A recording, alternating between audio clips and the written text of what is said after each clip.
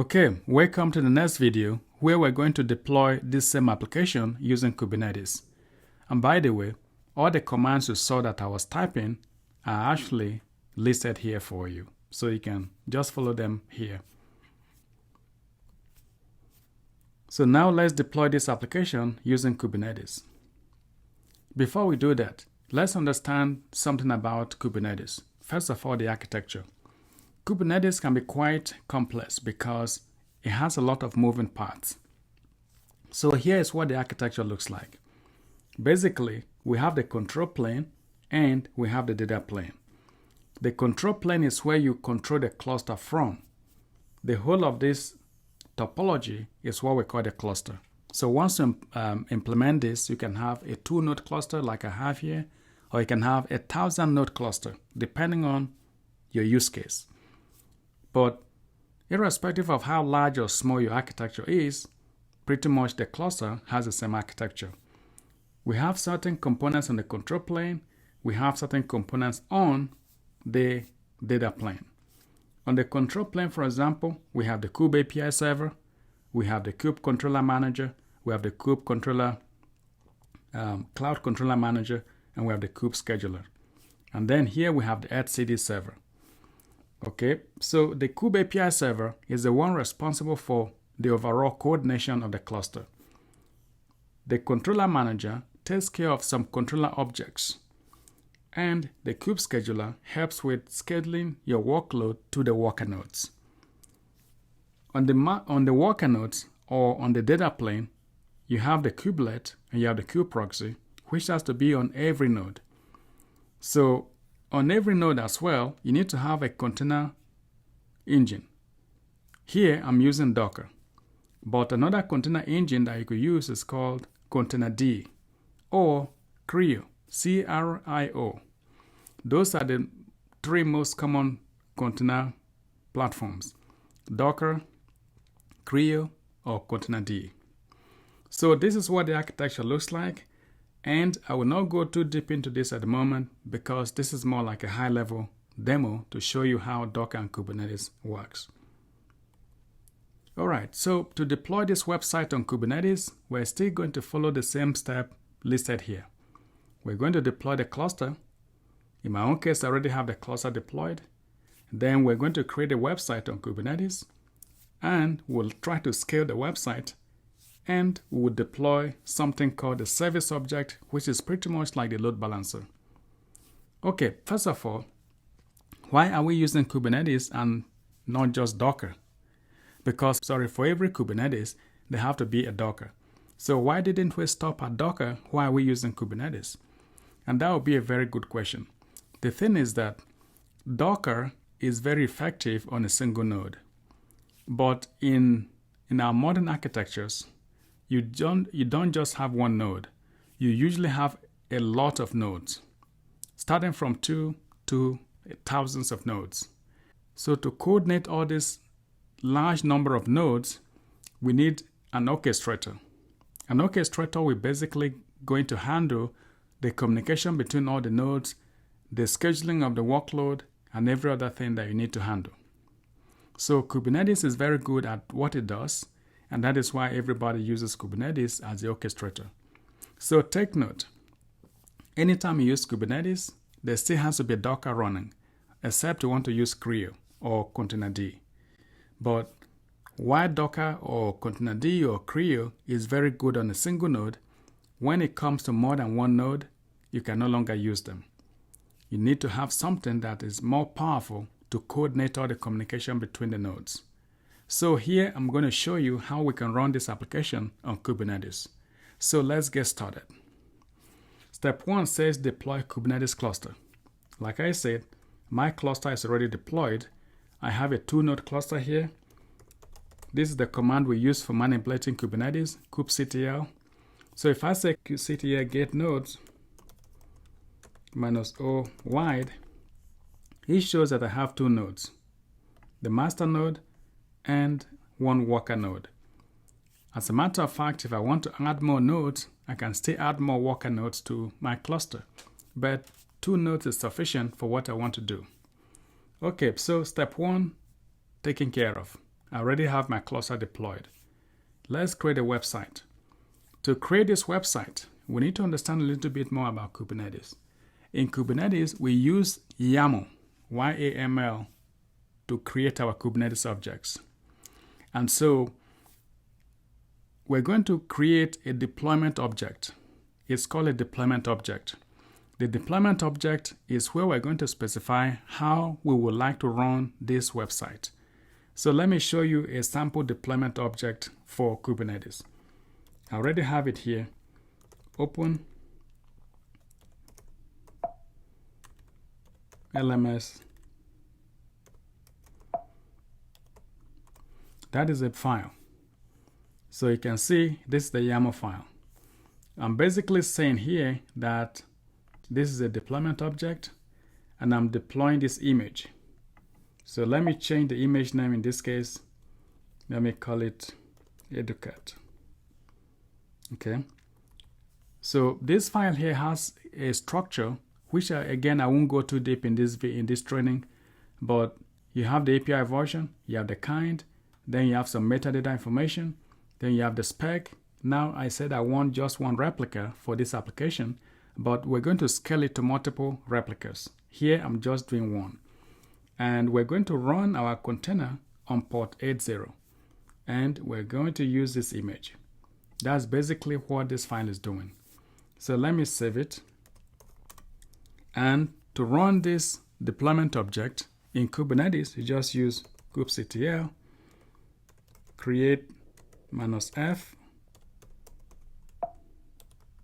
F is just to specify the file, and then you do create. And it says that this deployment object has been created. How do we see it? I need to do kubectl get pods. And it says that my pod is running. Now a pod is the same as a container. So it's running here. I can also see my deployment object. I can say kubectl get deploy, short form for deployment. And it says everything is fine. It's running here as expected. Okay, so now that we have it created, let's see if we can view the website. We need to see the same website that we saw running earlier. However, in Kubernetes, you actually want to put a load balancer in front of this application. So I'm not going to try to run it from here. Rather, I will go to the next step where I'm going to put a load balancer in front of this.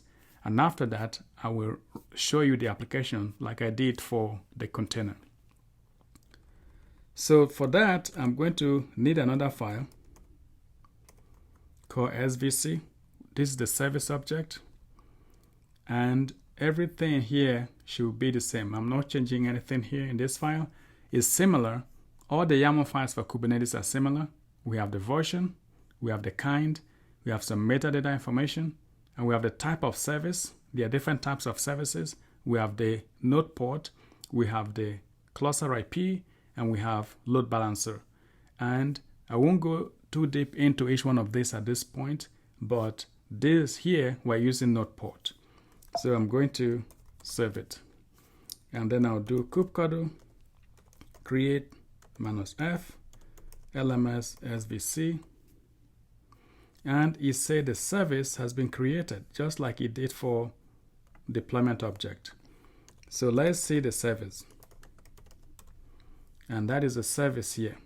Node port, the name is Educate service, and we have all this information here. Okay, so a node port is a special kind of service. And to run a service which is on a node port, you need the IP address of one of your nodes, basically. And here, we still have it here on the screen. This is the IP address of one of the nodes that we have. So if I take that IP and take it to the browser,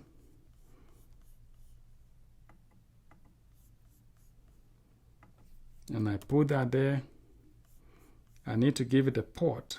The port I need to give it is this one here. For node port, it's going to be this port here,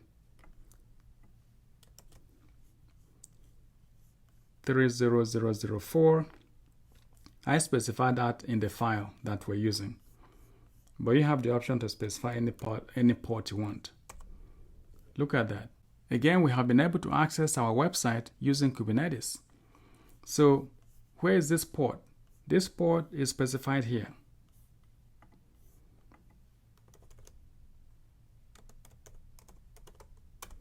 That's the port that we specify here. We said for the node port, that is where we want to run our application. So you see, my application is functioning again using Kubernetes. But for Kubernetes, we've just barely scratched the surface. Kubernetes is very powerful and it can do an awful lot of things here. I will show you just one of them.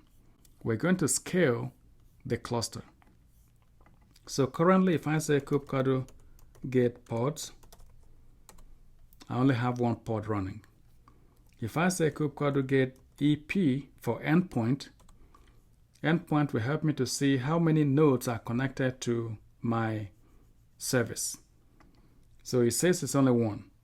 Now let's scale this Kubernetes cluster. So I will say kubectl scale deployment. The name of the deployment we have here is educat. So educat minus replicas equals, let me say 4. Okay, so it's been scaled. Let's look at them. Kubectl get pods. So you see now, initially we had just one pod running, but now I've scaled it, so I have 4. All of them are running now. And if I check my endpoint, I'll see that all of them are now pointing to my service. So now I have a load balancer forwarding traffic to all these 4 pods that we have here. So again, if I come here and refresh, there shouldn't be any change. The only advantage now is that if one of the pods goes down, all the other pods will still be running. When I say pods, I mean PODS, pod. So all of them will still be running. And this is how we orchestrate in Kubernetes, because now it's very easy for me to scale. I can even scale it down. If I wanted to, I can just scale it down to 3. And now if I check, I only have 3 now. 1, 2, 3. And if I check my pods, I have 3 too. So you see how easy it is for me to scale. Now, just in case you think that website is not actually coming from here, I'm going to delete my deployment. kubectl delete -f LMS deploy. So I'm killing those pods. Now all of them are getting terminated. So if I come here and I refresh, no longer the website, because I terminated all the pods. So if I come back here and I can just create it again, all I have to do is kubectl create.